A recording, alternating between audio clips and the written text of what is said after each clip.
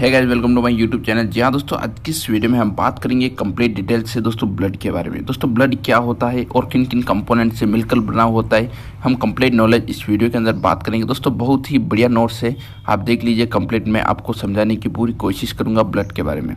सबसे पहले हम बात करते हैं अब दोस्तों स्टडी ऑफ ब्लड, मतलब दोस्तों जो ब्लड की स्टडी होती है उसे हम क्या कहते हैं, तो उसे हम कहते हैं हेमेटोलॉजी। आपको पता है हेमेटोलॉजी सब्जेक्ट के अंदर स्टडी ऑफ ब्लड होती है। दोस्तों अगर इसकी आप चाहे तो हेमेटोलॉजी की डेफिनेशन भी लिख सकते हैं, study of blood is called haematology. ठीक है गाइज, ये एमसीक्यू क्वेश्चन के अंदर भी आ सकता है, बहुत ही इंपॉर्टेंट क्वेश्चन है। फिर उसके बाद में जो हम नेक्स्ट चीज़ बात करते हैं वो है blood is a circulatory organ. जी हाँ दोस्तों, आपको पता है ब्लड का काम क्या होता है, हमारे बॉडी के अंदर सर्कुलेशन करना, मतलब एक जगह से दूसरे स्थान पर घूमती रहती है। दोस्तों ब्लड हमारे बॉडी के अंदर घूमता रहता है, सर्कुलेशन करता रहता है। अब दोस्तों इसके पीछे मेन रीज़न क्या है सर्कुलेशन का? सबसे फर्स्ट रीज़न है जो है ऑक्सीजन।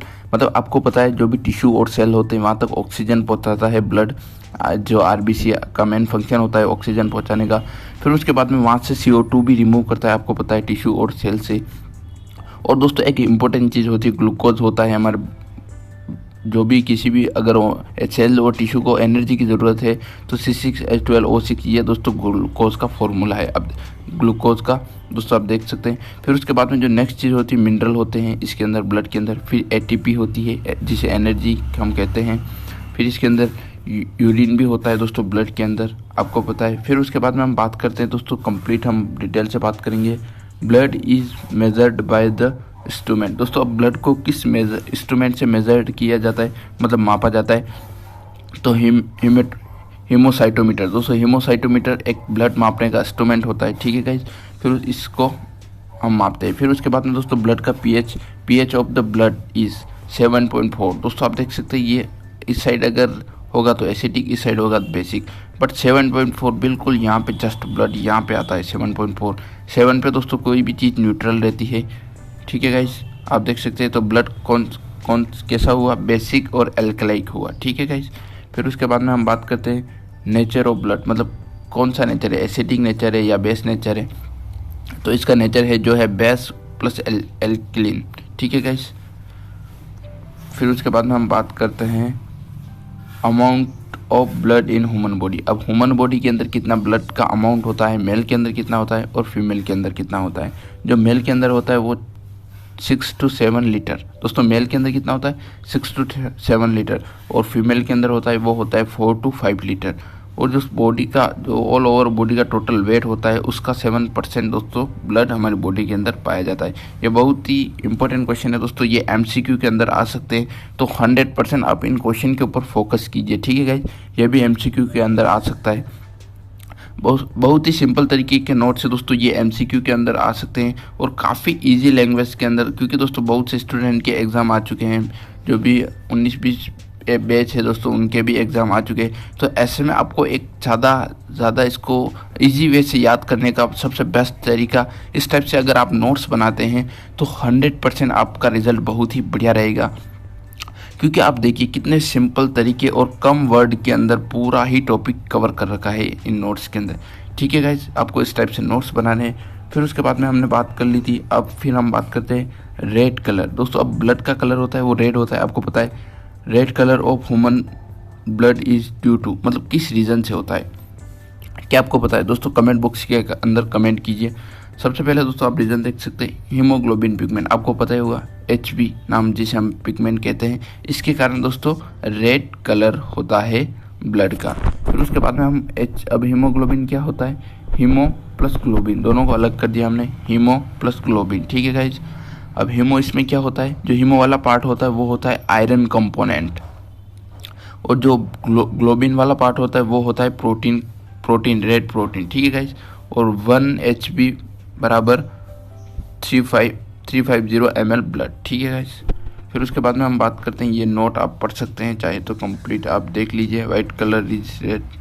ठीक है गाइज, नोट पढ़ सकते हैं। फिर हम बात करते हैं इंपॉर्टेंट चीज़ जो होता है वो होता है कंपोनेंट, क्योंकि दोस्तों वीडियो बड़ा हो जाएगा, मैं एक एक चीज़ समझाने बैठूंगा। सबसे फिर इंपॉर्टेंट चीज़ की हम बात करते हैं जो है कंपोनेंट ऑफ ब्लड। अब ब्लड कंपोनेंट में किन किन कंपोनेंट से मिलकर बना हुआ होता है ब्लड, वही इसके अंदर हम बात करेंगे।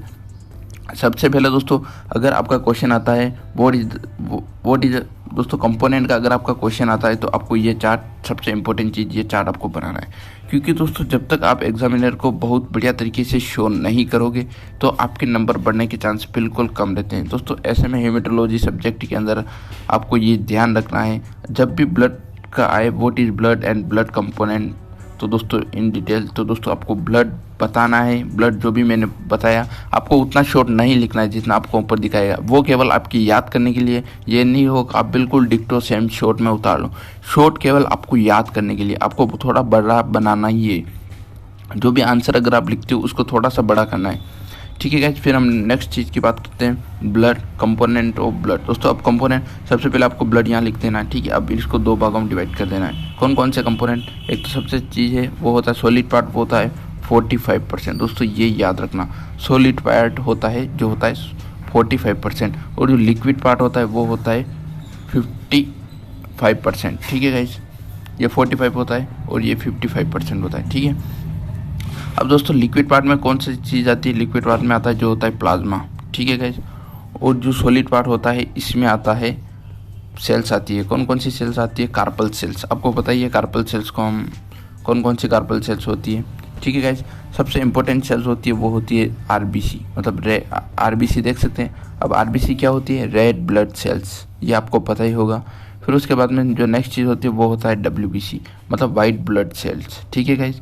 फिर उसके बाद में जो प्लेटलेट, ये भी एक टाइप की सेल्स होती हैं, ठीक है गाइस। हमने कंप्लीट बात कर ली ब्लड कंपोनेंट की। ब्लड किन किन चीज़ों से मिलकर बना हुआ होता है, हाँ, दो चीज़ों से मिलकर बना हुआ होता है, एक तो सॉलिड पार्ट और दूसरा लिक्विड पार्ट। अब लिक्विड पार्ट के अंदर कौन आता है, प्लाज्मा आता है, और जो सॉलिड पार्ट होता है जिसके अंदर आती है सेल्स आती है, ठीक है गाइस। अब कौन कौन सी सेल्स आती है, 3 सेल ही तो है, सिंगल, आप बहुत ही सिंपल तरीके से याद कर सकते हो, रेड ब्लड सेल्स, डब्ल्यूबीसी और प्लेटलेट, ठीक है गाइस। ये तीनों चीज़ें होती हैं। फिर उसके बाद में हम बात करते हैं नंबर 1 पे है जो है प्लाज्मा, ठीक है। प्लाज्मा कलर कौन सा होता है प्लाज्मा का, लाइट येलो, ठीक है। अब क्यों, रीज़न मतलब बिकॉज मतलब कारण, because of bilirubin produce by liver. दोस्तों बिलिरुबिन प्रोड्यूस करता है लीवर के द्वारा, इसलिए प्लाज्मा का कलर कौन सा होता है, लाइट येलो, ठीक है। फिर उसके बाद में ब्लड माइनस आरबीसी बराबर प्लाज्मा। दोस्तों अगर ब्लड में से आरबीसी को हम माइनस कर देंगे तो क्या बचेगा, प्लाज्मा, ठीक है। ये भी एमसीक्यू क्वेश्चन बहुत ही बढ़िया है। फिर उसके बाद में प्लाज्मा बराबर डब्ल्यूबीसी प्लस प्लेटलेट। दोस्तों अब प्लाज्मा के अंदर क्या होता है, डब्ल्यूबीसी प्लस प्लेटलेट होती है, ठीक है। फिर उसके बाद में हम बात करते हैं अब लीवर। आप देख सकते हैं दोस्तों लीवर का भी काफ़ी बड़ा रोल होता है हमारे प्लाज्मा के अंदर। लीवर बिलिरुबिन येलो कलर का, ठीक है गाइस, वो गिव टू प्लाज्मा। दोस्तों ये प्लाज्मा बनाता है, ठीक है। फिर दोस्तों आप चाहे तो नोट भी पढ़ सकते हैं, excessive amount is bilirubin pigment is result in jaundice, ठीक है गाइस। अब कंपोजिशन ऑफ प्लाज्मा। दोस्तों प्लाज्मा किन से मिलकर बना होता है, हमने ब्लड की बात कर ली, अब प्लाज्मा की हम बात करते हैं कि प्लाज्मा भी तो किन से मिलकर बना हुआ होगा। तो दोस्तों सबसे इंपॉर्टेंट चीज़ होती है वो होता है वाटर। प्लाज्मा के अंदर क्या होता है, 90% वाटर होता है, ठीक है गाइस। फिर 1% के अंदर अलग ग्लूकोज मिनरल वो आ गए, ठीक है। यूनिवर्सल सॉल्वेंट है एक, ठीक है। फिर जो नेक्स्ट चीज़ होती है उसके अंदर वो होता है ग्लूकोज प्लस मिनरल, 1% के अंदर ही आता है। फिर जो नेक्स्ट चीज़ होती है वो होता है प्रोटीन, ठीक है। 1% ये हो गया, 90% ये हो गया, पानी हो गया, और 9% प्रोटीन हो गया, ठीक है। इनसे मिलकर बना हुआ होता है प्लाज्मा। अब दोस्तों ये प्रोटीन होता है, प्रोटीन के अंदर अब क्या क्या चीज़ें होती है, एक तो ब्लड क्लोटिंग हो गया, ठीक है, इज डन देयर प्रोटीन। दोस्तों ये अब जो ब्लड क्लोटिंग होते हैं ये प्रोटीन होते हैं। कौन कौन सा क्लोटिंग फैक्टर होता है, थ्रोम्बिन हो गया, प्रोथ्रोम्बिन, ग्लोबुलिन और फिब्रिन और फिब्रिनोजन, ठीक है गाइस, ये क्लोटिंग फैक्टर होते हैं ब्लड प्लाज्मा के अंदर। Main protein which help in blood clotting. अब दोस्तों ये मेन प्रोटीन होता है फिब्रिनोजन, इसका जो मेन फंक्शन होता है वो होता है क्लोटिंग का, ठीक है गाइस। आप देख सकते हैं note, serum is the part of blood which does not take part in blood clotting. दोस्तों आपको पता है सीरम होता है, सीरम और प्लाज्मा के अंदर क्या अंतर है इसके ऊपर भी मैंने वीडियो बना रखा है, आप चाहे तो देख सकते हैं, मैं डिस्क्रिप्शन के अंदर लिंक दे दूंगा। दोनों के अंदर थोड़ा अंतर है, क्या है वो अंतर, फिब्रिनोजन एब्सेंट होता है सीरम के अंदर, ठीक है, और जो प्लाज्मा होता है उसके अंदर फिब्रोनोजन प्रेजेंट होते हैं। दोस्तों ये बहुत ही इंपॉर्टेंट चीज़ें हैं और ये 100% MCQ क्वेश्चन में भी लिख सकते हैं। दोस्तों डायरेक्ट MCQ क्वेश्चन दूंगा उसका कोई फ़ायदा नहीं है, आपको ये छोटी छोटी ऐसी लाइनिंग्स जो होती हैं इसके पीछे बहुत बड़ी थ्योरी है और आपको बहुत ही सिंपल वे से मैं इसके अंदर समझाने की कोशिश करूँगा, 100% आपको समझ में आएगा। फिर उसके बाद में हम बात करेंगे फंक्शन ऑफ प्लाज्मा। अब प्लाज्मा की क्या फंक्शन है, ठीक है गाइस। तो ब्लड क्लोटिंग आपको पता ही है, इसके अंदर क्लोटिंग फैक्टर प्रेजेंट होता है फिब्रोनोजन, तो ब्लड क्लोटिंग का इसका मेन फंक्शन होता है। फिर इसका जो मेन फंक्शन होता है वो होता है transportation of glucose to the organ. मतलब दोस्तों जो भी ट्रांसपोर्टेशन होता है ग्लूकोज C6H12O6 आपने पढ़ा ही था। अब दोस्तों ये ट्रांसपोर्टेशन करता है ऑर्गन को, ठीक है, प्लाज्मा। फिर उसके बाद में regulation of pH of blood. दोस्तों ये ब्लड का मतलब pH मेंटेन करता है या रेगुलेशन रखता है, ठीक है गाइस। फिर उसके बाद में इफ़ pH 7.4, ठीक है guys, haemoglobin reduce in the blood, आप देख सकते हैं। फिर उसके बाद में pH 7.4 blood started clotting inside the body.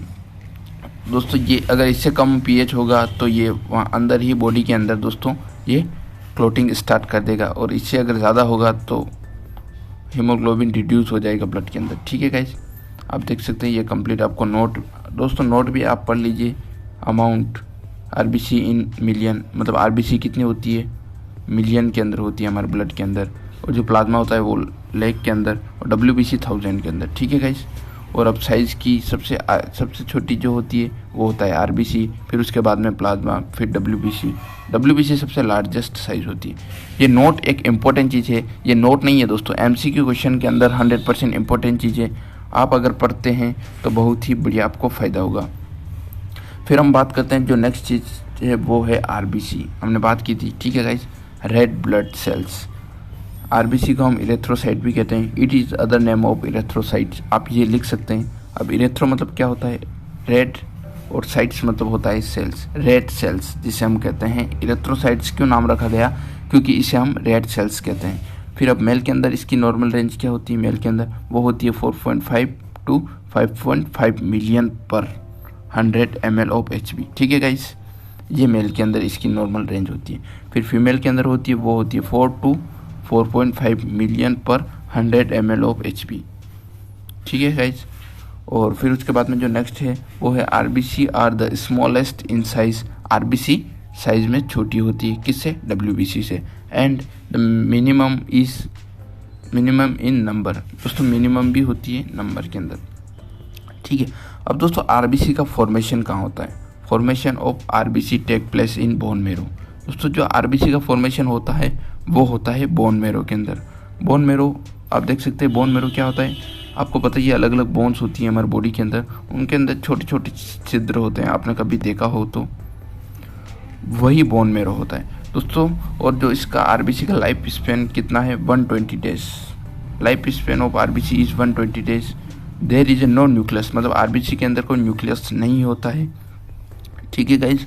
और दोस्तों मुझे लगता है ये वीडियो थोड़ा बड़ा हो जाएगा, इसलिए मैं माफ़ी चाहूँगा। इस वीडियो को हम यहीं समाप्त करते हैं। अगर दोस्तों ये वीडियो आपको अच्छा लगा है तो मैं नेक्स्ट वीडियो, आप कमेंट कीजिए, मैं इसी के ऊपर नेक्स्ट वीडियो लाऊंगा। और दोस्तों अगर ये आपको PDF चाहिए तो आपको डिस्क्रिप्शन के अंदर लिंक मिल जाएगा, आप टेलीग्राम ज्वाइन कर सकते हैं। दोस्तों कंप्लीट रीडिंग है, एग्ज़ाम के अंदर कैसे पास होना है, क्योंकि दोस्तों इससे आपकी पूरी हेमेटोलॉजी कंप्लीट हो जाएगी, हेमेटोलॉजी सब्जेक्ट पूरी तरीके से कंप्लीट हो जाएगा।